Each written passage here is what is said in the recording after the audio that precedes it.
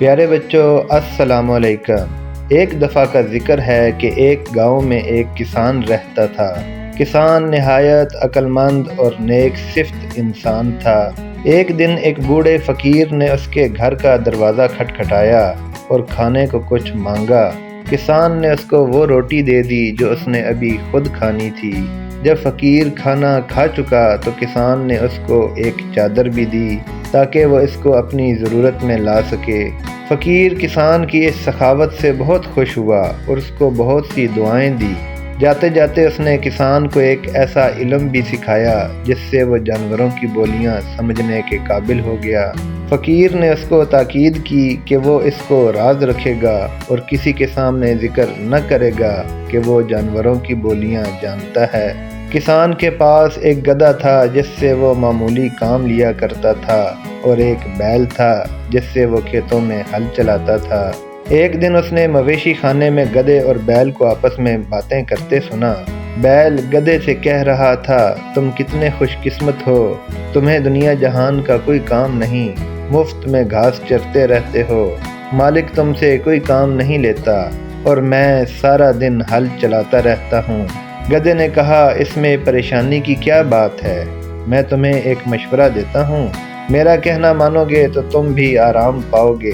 کل کام کے وقت بیمار بن جانا، پھر مالک کے پاس کوئی راستہ نہیں ہوگا، وہ تمہیں کام پر نہیں لے جا سکے گا۔ بیل یہ تجویز سن کر بہت خوش ہوا اور اس نے مکمل یقین دہانی کروائی کہ وہ بالکل ایسا ہی کرے گا۔ کسان نے ان دونوں کی باتیں سن لی اور چپ رہا۔ دوسرے دن جب کسان بیل کو کھیتوں کی جانب لے جانے لگا تو بیل اپنی جگہ سے نہ ہلا اور ایسے بہانہ بنانے لگا جیسے وہ بیمار ہے۔ یہ دیکھ کر کسان مسکرایا اور اس نے گدھے کو کھیتوں میں لے جانے کی تیاری شروع کر دی۔ گدھا یہ دیکھ کر بوکھلا گیا۔ کسان نے شام تک گدھے سے کھیتوں میں کام لیا۔ رات کو جب گدھا تھکا ہارا واپس آیا تو بیل نے اس کا بہت شکریہ ادا کیا کہ تمہاری تجویز تو بہت اچھی تھی، مجھے آرام کرنے کا پورا موقع ملا۔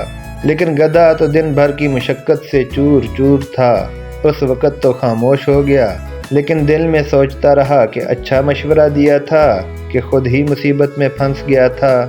اگلے روز صبح سویرے کسان پھر مویشی خانے پہنچ گیا تاکہ گدھے اور بیل کا معاملہ دیکھے۔ کسان کو آتا دیکھ کر گدھے نے بیل سے پوچھا، آج کیا کرو گے؟ بیل نے کہا کہ یار، تمہارا مشورہ بہت اچھا تھا، سارا دن آرام کرنے کو ملا تھا، میں آج بھی بیماری کا ہی بہانہ بناؤں گا۔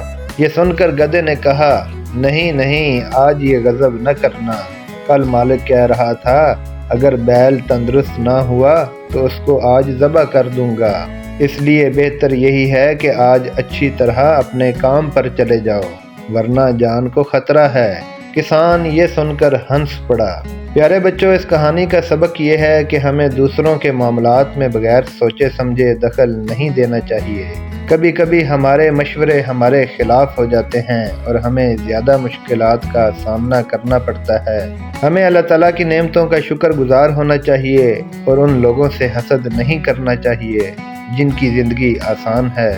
ہو سکتا ہے کہ وہ بھی اپنی اپنی مشکلات کا شکار ہوں جن کا ہمیں پتہ نہیں ہے۔ کہانی اچھی لگی ہو تو چینل کو سبسکرائب کیجئے، ویڈیو کو لائک اور شیئر کیجئے۔ شکریہ۔